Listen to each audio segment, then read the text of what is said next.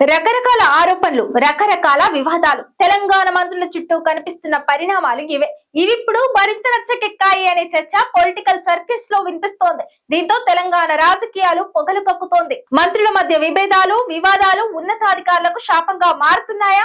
మంత్రుల తీరుపై నిఘా పెట్టిన సీఎం రేవంత్ పూర్తి స్థాయిలో ఆరా తీయడం స్టార్ట్ చేశారా? అసలేం జరుగుతోంది? జూపల్లి నుంచి ఇప్పుడు బట్టి వరకు తెలంగాణలో మంత్రుల చుట్టూ వరుస వివాదాలు కనిపిస్తున్నాయి. మరికొందరు మంత్రులపై వినిపిస్తున్న ఆరోపణలు, ఇంకొందరు మంత్రుల మధ్య కనిపిస్తున్న విభేదాలు తెలంగాణ రాజకీయాల్లో కొత్త చర్చకు దారితీస్తున్నాయి. ఈ పరిణామాలు సీఎం రేవంత్ కు కొత్త తలపోటుగా మారుతున్నాయనే ప్రచారం జరుగుతోంది.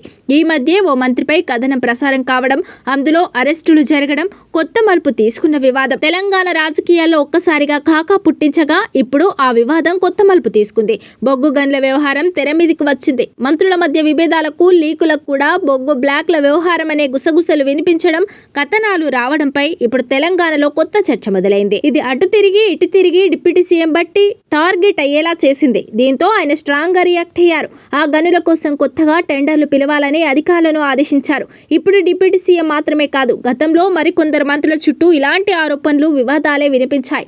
Senior IAS Syed Ali Murtaza Rizvi, excise శాఖ మంత్రి జూపల్లి కృష్ణారావు మధ్య వివాదం అప్పట్లో తెలంగాణ రాజకీయాల్లో కాకా పుట్టించింది. రిజ్వీ తన ఆదేశాలు పట్టించుకోవడం లేదని ఆరోపించిన జూపల్లి స్వయంగా ఓ లేఖ రాయడం అప్పట్లో కలకలం రేపింది.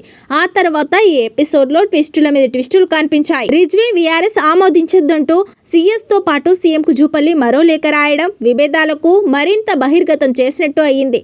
ఇక అటు మంత్రి కొండా సురేఖ కూతురు సుస్మిత చేసిన వ్యాఖ్యలు, ఆ తర్వాత జరిగిన పరిణామాలు, హస్తం పార్టీలో కొద్ది రోజుల కింద క్రియేట్ చేసిన తుఫాను అంతా ఇంత కాదు. మాజీ ఓఎస్టీ కోసం టాస్క్ ఫోర్స్ పోలీసులు వెళ్లినప్పుడు సురేఖ కూతురు సుస్మిత చేసిన వ్యాఖ్యలు అప్పట్లో కలకలం రేపాయి. సీఎం రేవంత్ సలహాదారు వేం నరేందర్ రెడ్డి తన తల్లిదండ్రులపై కుట్ర చేస్తున్నారంటూ సుస్మిత ఘాటు విమర్శలు చేశారు. కొండా సురేఖ, మురళికి ఏం జరిగినా పరిణామాలు తీవ్రంగా ఉంటాయని హెచ్చరించారు. దీంతో ఇటు కాంగ్రెస్ పార్టీలో అటు అధికార వర్గాల్లో తీవ్ర దుమారం రేగింది.